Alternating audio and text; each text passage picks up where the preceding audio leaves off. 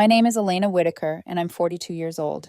The text arrived between the candle and the cake at my nephew's birthday, two buzzes against my palm, then the world narrowing to a little white bubble that read, "I'm keeping the ring. Consider it payment for wasting my time." The room smelled like frosting and orange soda. My nephew's laugh was a helium balloon. I locked the screen, slid the phone face down, and cut him an extra-large slice. I decided that a 7-year-old's birthday would not be ruined by adult declarations, no matter how sharp they were worded. On the drive home, the city kept its cool winter hush. I parked, kicked off my shoes, and read the message again at my kitchen counter. Another text had followed, a minute later, like an echo. "Don't contact me." We had been together 3 years, engaged for 8 months. 2 weeks ago, Brandon decided I lacked ambition because I wouldn't relocate across the country to a job that promised 80-hour weeks and the privilege of forgetting who I was. I called it choosing my life. He called it cowardice. We argued, then let the argument sit between us like a hot stove neither of us would turn off. Tonight, he turned it into a bonfire. I typed back finally. "Fair enough. Best of luck." The little typing dots surfaced, vanished, then returned. "That's it? 3 years? And all you say is fair enough?" I put the phone down. I washed the cake plate. I let the water run until my hands stopped trembling. Then I called Rory, my oldest friend, and an accountant who laughs like a saxophone. "Quick tax question," I said, keeping my tone even because I had already decided that evenness would be my life raft. If someone keeps an engagement ring after breaking off the engagement and explicitly calls it payment for time spent, is that taxable income? Rory didn't even pretend to be surprised. If he's calling it payment, that's compensation. He converted a gift into income with that one word. "You've got it in writing?" "Text," I said, time-stamped. "Then you've got a paper trail," he replied. "The IRS loves paper trails. Are you okay?" I stared at the dark window and the woman looking back at me, jaw set, shoulders squared, a calm I borrowed from the future. "I will be," I said. The next morning, I gathered my documents, appraisal, insurance, point-of-sale receipt. The ring had cost $25,000.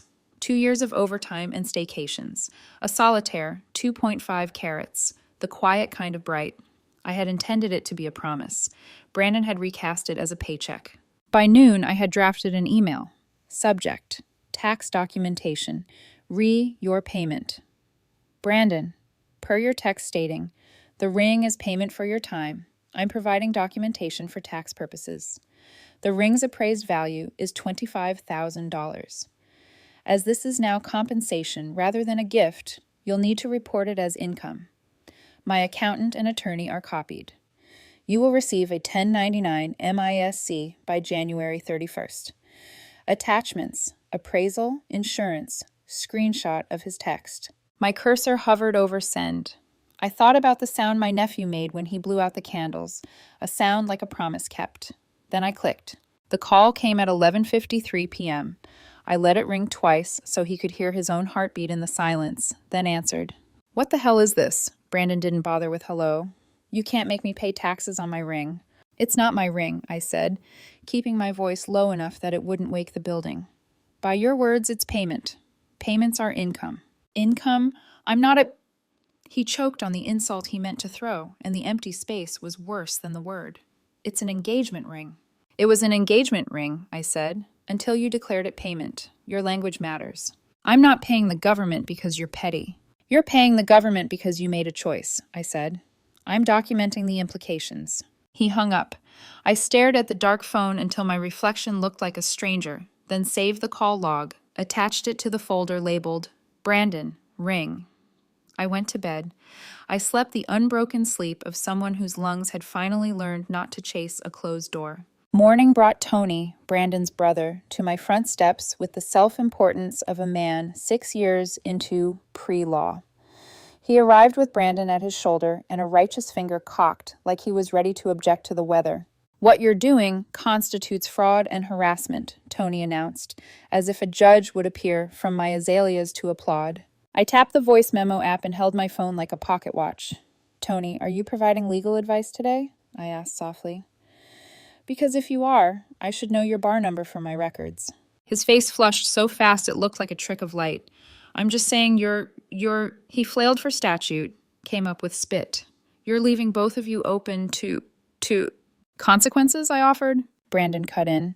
Elena, just give me a break. You're really going to pull this because I told the truth? You called it payment, I said. I accepted your terms. He took 2 steps toward me. I didn't step back. The chain on my door didn't rattle, but the intention of it did. Any further communication can go through counsel, I added, and watched the words hit him like a cold front. I don't have a lawyer, Brandon snapped. Sounds like a you problem, I said, and closed the door with the gentle finality of a library book returning to its shelf. By lunch, Brandon had turned to the court of public opinion. I know, because my sister called laughing and furious in equal measure. He posted a manifesto. Do you want me to send screenshots or gasoline? I opened the app myself. There it was, a black and white selfie with noble lighting and the caption, "Some women can't handle rejection. My ex is literally trying to extort me over an engagement ring. Financial abuse is real. Share if you think weaponizing money is toxic." I considered replying with a single image. His text, highlighted, the word payment glowing like a neon sign, but I could feel what that would cost me, the way drama rents space in your head and refuses to leave. I closed the app. I emailed the post to my attorney with the subject line, "Public Statements for File," and went to make tea. Earl Grey. The steam rose like mercy. At 3:17 p.m., my office intercom buzzed. "There's a Deborah here to see you," my receptionist said, voice dry enough to blot ink. Brandon's mother arrived swaddled in a butter-yellow coat and the kind of outrage that smells like expensive perfume. "You're destroying my son over a ring," Deborah announced, hands clasped as if prayer had a volume knob I should be turning up. "He's been crying every day. He can't sleep." "I'm following the law," I said. "Your son chose to keep a conditional gift and call it payment. That has consequences." "Conditional?" She blinked, as if the word itself were rude. "He said no to a job. He didn't commit a crime." "In this state, engagement rings are conditional gifts," I said. "They vest with marriage. Alternatively, he could return it. He has not. He declared income." "You're really going to make him pay $8,000 in taxes?" she demanded, as if the number were a slur. "I'm not making him do anything," I said. "The IRS is." She stood, smoothed her coat, and delivered the exit line she'd rehearsed on the drive over. "You are a cold woman." My receptionist, Janet, who is 65 and has survived 3 corporate acquisitions and 2 ex-husbands, looked up from her desk. "Ma'am," she said, "she seems perfectly warm. You're the one making a scene." The door clicked shut behind Deborah.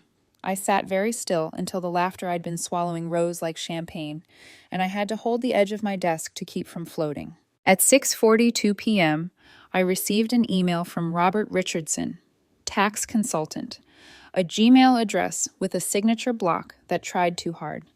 "Dear Ms. Whitaker, the ring in question was a gift of love, not payment for services rendered. Cease your fraudulent claims immediately or face serious consequences." I forwarded it to my attorney and Rory. My attorney replied 2 minutes later, "Mr. Richardson, please provide your PTIN and credentials. Also note that falsely representing oneself as qualified to provide tax advice is a federal offense." We never heard from Robert again. Brandon tried another angle that night, texting from an unknown number as if the digits could disguise the tone. "What if I just return the ring? Then it's not payment." "Too late," I wrote back. "You declared a payment and took possession with that intent. The taxable event occurred. This is blackmail. This is tax law. Google constructive receipt doctrine." He called me every name he could type without autocorrect getting involved. I saved each message in the folder. Evidence isn't vengeful, it's patient. By the end of the week, my world had shrunk to essentials: work, sleep, tea, documentation. I stopped opening the app. Friends texted screenshots of his allies. Mark, his best friend, calling me petty. Tony threatening hypothetical suits. I told them to let it roll downstream. "The river remembers," I said, half joking, half something else.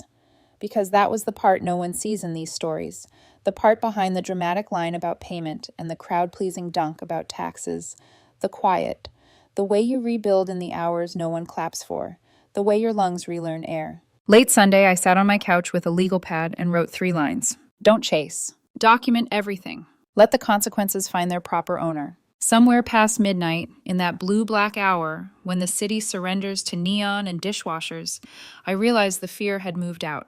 It hadn't left a note. It had simply packed its bags and slipped away, and in its absence, I could hear something steadier. Not victory, exactly, but alignment. A clean ledger. The promise that whatever came next, I wouldn't have to raise my voice to be heard.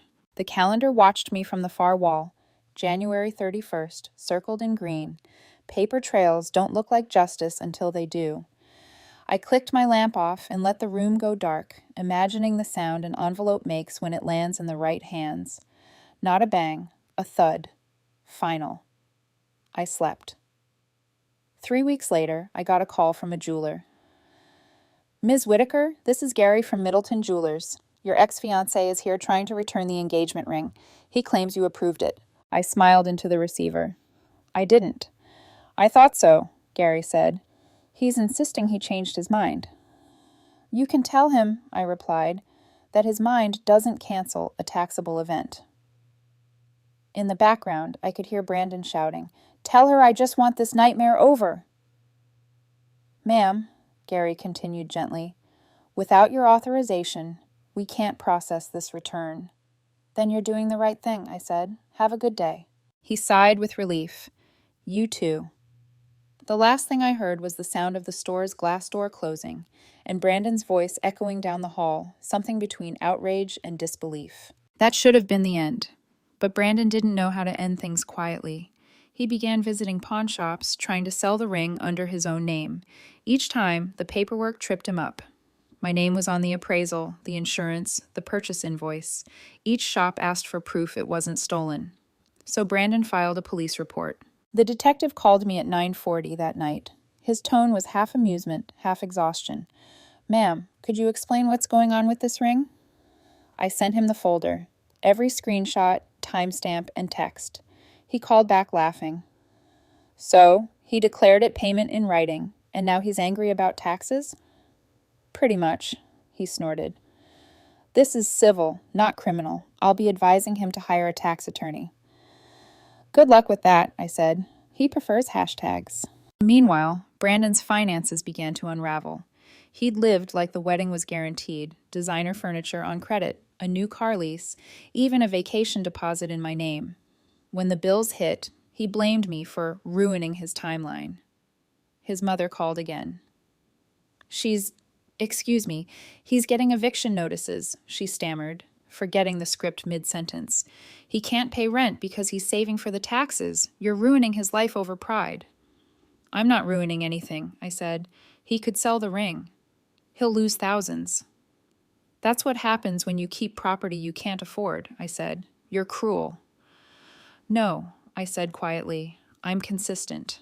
That night, I opened a bottle of wine and reread his public posts. They'd evolved into a kind of performance art, photos of him staring into middle distance, captions about toxic exes who weaponize legality. I didn't respond. My silence was the only currency he couldn't counterfeit. But the universe apparently adores irony. A week later, my neighbor Bill, 73, Vietnam vet and unofficial HOA philosopher, knocked on my door. You see the circus outside? He asked, sipping from his mug. I peeked through the blinds. Brandon, his brother Tony, his mother Deborah, and 3 friends stood on my lawn, holding signs. Financial abuser lives here. Real women don't weaponize love. Karma is coming. Do I need to call the police? I asked. Bill grinned, set his mug down, and turned on his garden hose. You kids got a permit for this assembly? He shouted. It's a free country, Tony barked back. Sure is, Bill said. Free for me to water my lawn.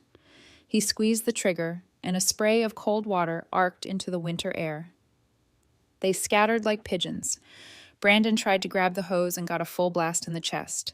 Bill looked up at my window, soaked to the elbows, and gave me a thumbs up.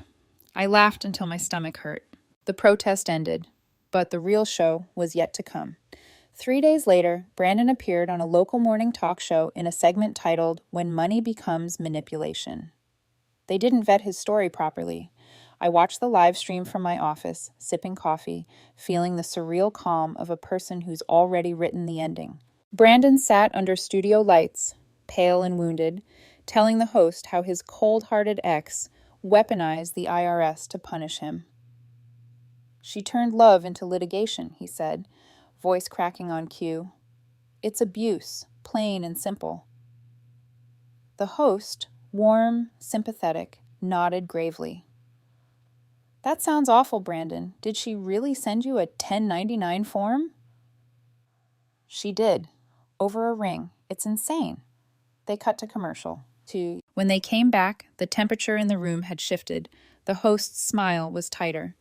So, Brandon, just to clarify, she said, you told your ex the ring was payment for wasted time, correct?